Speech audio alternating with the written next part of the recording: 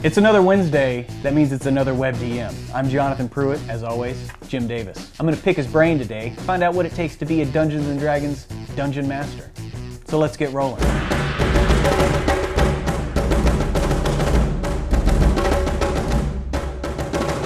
Okay, Jim, so let's talk tips for new DMs. Right. Okay? They're out there, they want to play, they just don't know how completely. Clamoring to play. Clamoring to play. Right.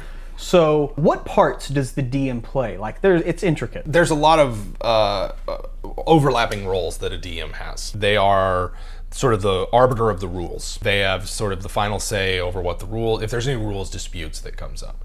So a DM's opinion on how the rules should be interpreted needs to be respected by the other players.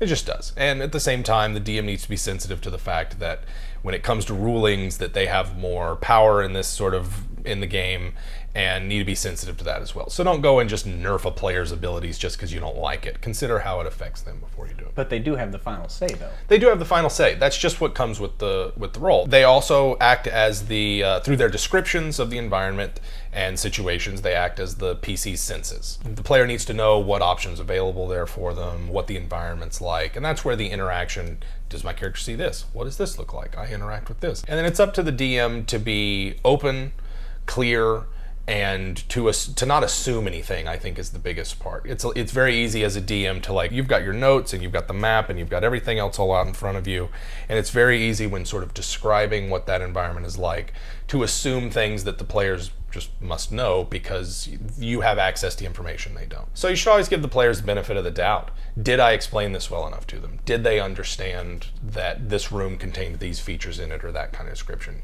Be generous with your descriptions and always err on the side of giving too much information as opposed to too little. This is how the players are going to make their decisions. But don't assume the player's decision, right? Never just because assume the it's player's the decision. most obvious course of action, maybe. Right. Make the assumption that more is generally better in terms of description, but never assume, like you were saying, that they do a certain thing or take a certain course of action. DMs control the pacing of the game, but they don't necessarily drive the action of the game. So once a given course of action in the game has been decided upon, either by the players or the group or everybody, whatever works for your group, it's then up to the DM to make sure that you get there quickly. Then there's the obvious stuff. They control the NPCs, they control the rest of the world, they prep the adventure. When it comes to your resources as the DM, what's the full gamut that you tap for getting ready for a game?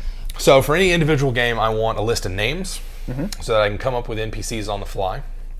I want generic stats for those NPCs. And the Monster Manual has a really good section for just generic stats of the NPCs. And I am a huge fan of random tables. So many adventures for me have come from just rolling a random table and seeing what happens. And they don't have to be filled entirely with monsters. So if I'm making a monster encounter table for a wilderness, I might include non-combat encounters on that table. I might include weather events. I might include strange happenings and things, as well as creatures to fight. Yeah. So that the randomness of it doesn't always lead to danger for the PCs. It could lead to them rescuing somebody or meeting a group of travelers and getting information from them. Or being stranded somewhere. Having a non-combat problem delay them. Right, exactly. But when it comes to players being integrated into the world, sometimes that can go a little overboard. Like, say, with certain character backgrounds. Let's say I'm running a game and there's no elves, and you got a player who's like, I'm playing an elf or a half elf. I want to play an elf. And there's a couple of ways you can say absolutely not. I think the better thing to say is, why do you want to play an elf? Because I want to play an elf. So you want to play an elf. So what is it about elves that you enjoy? They're cool. They got pointy ears. They only sleep 4 hours a night. They only have to sleep 4 hours a night. They get some stat stuff. Yeah. And I think that when you run into those situations where what a player wants for their character and what the DM wants for the campaign is a moment where you just sit down with that player and say, why is this important to you to play a particular race or class that might not fit with the campaign? And then I would also explain to them why it's important, why that class or option or race might be off limits this time around. Yeah. And try to come at them like, this is why I'm trying to do this. Maybe I exclude elves because I'm trying to keep a more historical type game and don't want elves and dwarves and halflings running around. I'd like it human centric. Yeah. and trying to create an atmosphere. If that doesn't work, the point is to just sit down and talk. What is it about that? Could they play the elf next time? Right. Is there not a better character that would fit for this campaign? And also as a DM being willing to say, well, what if they've got a good enough pitch, what if this is the one elf that this campaign has? A long dead race stepping out of the mists of, Right. but elves have been gone. Yeah, but you've had some characters that had pretty extensive backgrounds that you kind of felt were off the mark, and I never thought were ever crossing any kind of line of asking too much from a DM. Yeah. How did you approach those characters? You look at what you're given, like our first 4th edition game. I made a like a cleric, and it's like the Aasimar or whatever the celestial. Yeah. They have the many lives, so they can draw upon their past lives for knowledge. Deva, yes, thank you.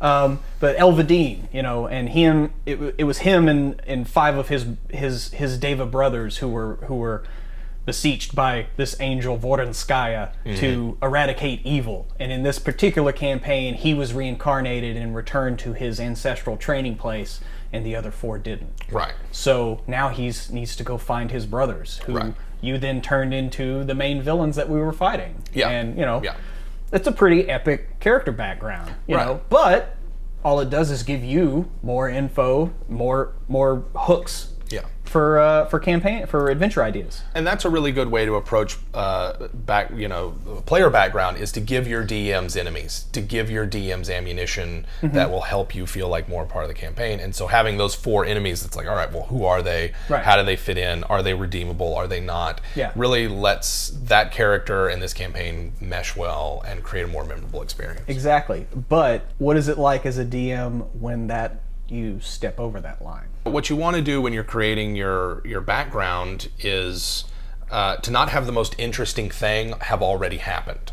Right. If the most interesting thing or the most interesting part of your character is already in that 13-page short story that you wrote for the DM, all the DM's going to do is go, well, how does this character fit into the game? Like, why are they there? Why would they be here? This is really interesting, but you haven't left the door open. Yeah. Why are you in this tavern at this particular night waiting for the hook to come along? Waiting for the hook to come along. For those players, I would say maybe try making a character without any background. You just show up with a character sheet and a name and nothing else, and let your background build from play.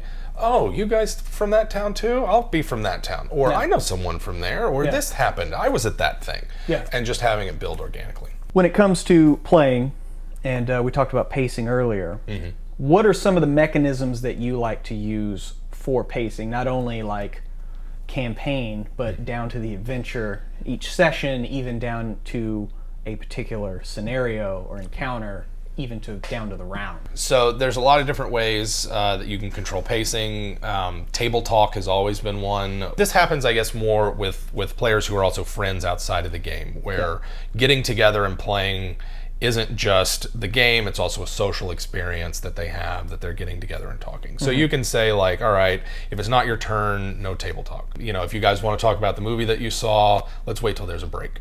Yeah. And it's just sort of common courtesy things like that, where let's not all, start talking over one another while we're playing, and make it more difficult for whoever's turn it is to be heard.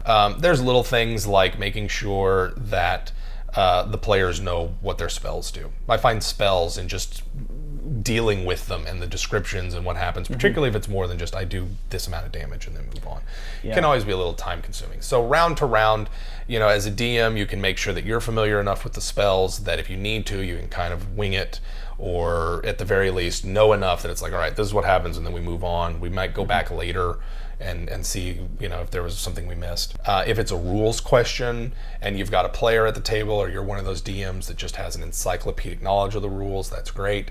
If you're not one of those DMs and it's like, well, what happens when what happens when my mount leaves and provokes an opportunity attack? And I say in those moments, just go with what feels right, go with what's fair, go with what seems that's going to produce the quickest sort of outcome, and then maybe later you go up and look it up. Or maybe like in someone's off turn, you can delegate that, like, hey, can you look that up for me since you just went? And then everybody is giving something to do, and people aren't just sort of checking out when it's not their turn. They can kind of help participate. In terms of making sure that a session is on pace, I mean, I've found that in my own games, my sessions tend to break down into one of two phases, the pre or post combat and then the combat phase. So there might be a setup or a sort of cool down from the combat, but for the most part, the games that I run tend to be, here's where the action takes place, and then there's downtime that sort of goes around it. And that's just sort of something that's come out of the way that I DM and sort of my own style and everything.